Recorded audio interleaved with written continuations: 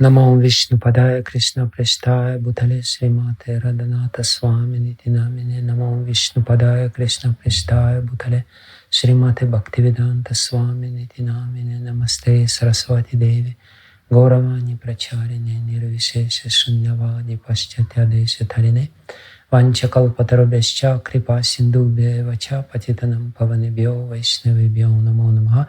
Shri Krishna Chaitanya Prabhu Nityananda Shri Advaita Gadadhara Srivasadi Gaura Bhakta Vrinda. Hare Krishna Krishna Krishna Hare Hare, Hare Rama Rama Rama Hare Hare. Dear God brothers and God sisters, please accept my humble obeisances. All glories to Srila Prabhupada. I'm very happy that I have a chance to speak in front of you on this day of Vyasa-puja of Srila Radhanath Maharaj. Not only ordinary Vyasa-puja, but very special Vyasa-puja, 70th anniversary Vyasa-puja. I wrote a short offering to Srila Guru Maharaj where I express or describe one of his most amazing and striking qualities, his desire and ability to give himself fully to other people.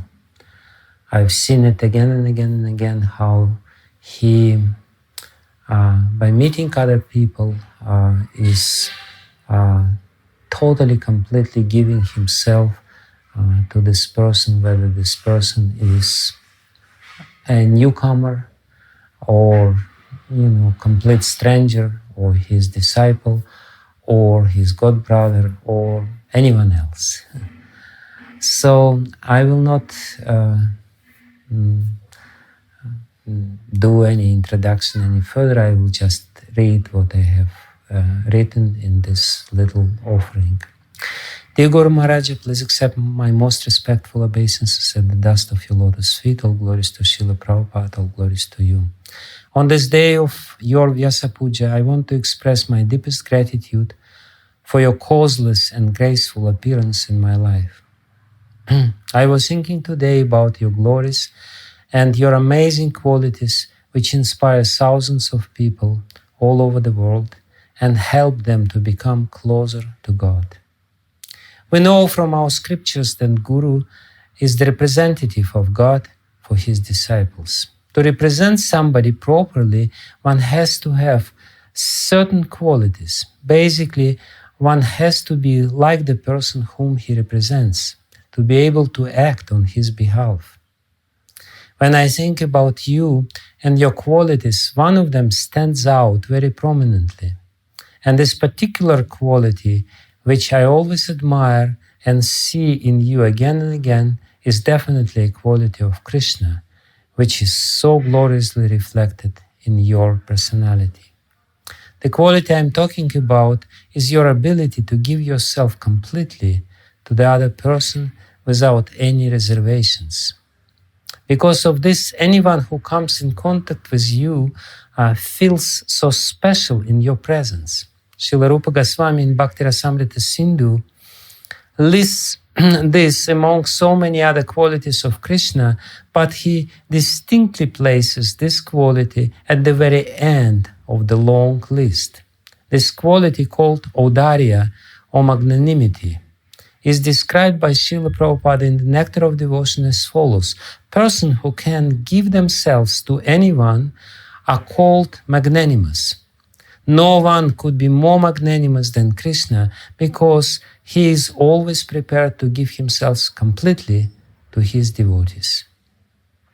Even to one who is not a devotee, Krishna in his form of Lord Chaitanya is prepared to give himself and to grant deliverance.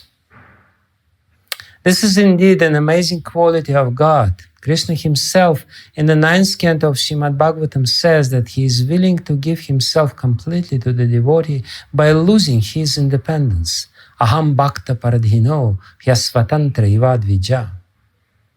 It is not amazing that the only living entity that is completely and truly independent is willingly giving up his independence Is it not amazing that the only living entity that is completely and truly independent is willingly giving up his independence and becomes dependent on his devotees? But when this quality is reflected in a human being who is by nature selfish and very cautious in his dealings with others, it becomes even more amazing. This quality creates a lasting impression on the heart of anyone who comes in touch with such a human being. One can say that God is Purna, always complete and perfect, and even if he gives himself completely to somebody, he still remains Purna, complete. So what is so great about him giving himself? But the human being are not like this. Usually, when we have to deal with someone, we keep certain distance from this person because we want to protect ourselves from the intrusion. But I myself witnessed again and again how you come so close to another person that this person can't help by opened, usually tightly locked door of his heart to let you in. When I read your narration about your encounter with Dorothy, a simple housewife, in one of the airports in America, I was very moved by this story. It is clear that Lord Krishna himself sent you to the life of this lady in the most critical moment. After just a short conversation with her, her whole attitude towards life turned around 180 degrees.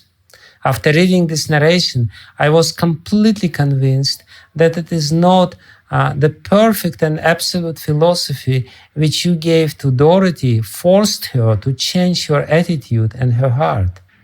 What really changed her heart is your eagerness to give yourself completely to this poor soul. Just a moment before, she felt dejected, betrayed, abandoned, and because of this, she was hysterical. But Lord Krishna used you as his perfect instrument and showed to her that she is loved. Through your readiness to help her, she felt the direct intervention of God in her life. In this way, you became the representative of God even to this lady, who will probably never meet you again. I observe you in different situations, dealing with completely different people, devotees and non-devotees, so-called important people and not so important. But in each and every case, no matter who is in front of you, I saw the same burning desire in you to give everything which you have in your kind and compassionate heart to this person. Sometimes I'm simply amazed by seeing this quality. Sometimes I always feel like crying. No, you cannot do this. Watch out. You cannot be so generous. You should leave something for yourself. But then I just remind myself that it is the inexhaustible nature of God which manifests itself in your personality, and there is nothing to worry. While editing the Russian translation of your book, Journey Home, I stumbled upon the description which explained to me the source of this quality of yours. You write there that about your first meeting with Srila Prabhupada, and there you describe his lecture on Cross Maidan. In a voice brimming with compassion, he pleaded with the audience to take this message seriously. And a few sentences later, you write about him, I felt a wave of affection pouring out from him. Ultimately, this is what we all are looking for.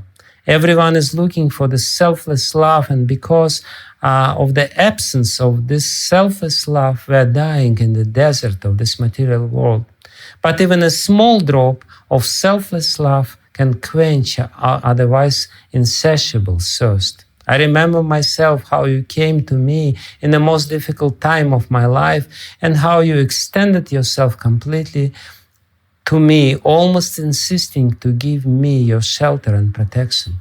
I felt like this Dorothy, that you were sent to me by God to experience something which my heart was yearning for. And the terrible crisis in my life was but a small price for this priceless gift of God. Your desire to help was so strong and powerful that I had to come out of my dejection, moved by your eagerness to give yourself to me. This experience which I had, experience of your shelter and love, at that time made me feel like a little child protected by his all-powerful parents. Of course, few days later, you had to travel somewhere according to your schedule, leaving me alone apparently in the same situation. But even though externally the situation remained the same, my internal perception of this situation was completely different. Physically, you left Moscow, but in spirit, you remained within my heart, still giving me the shelter and encouragement to go on with the spiritual life.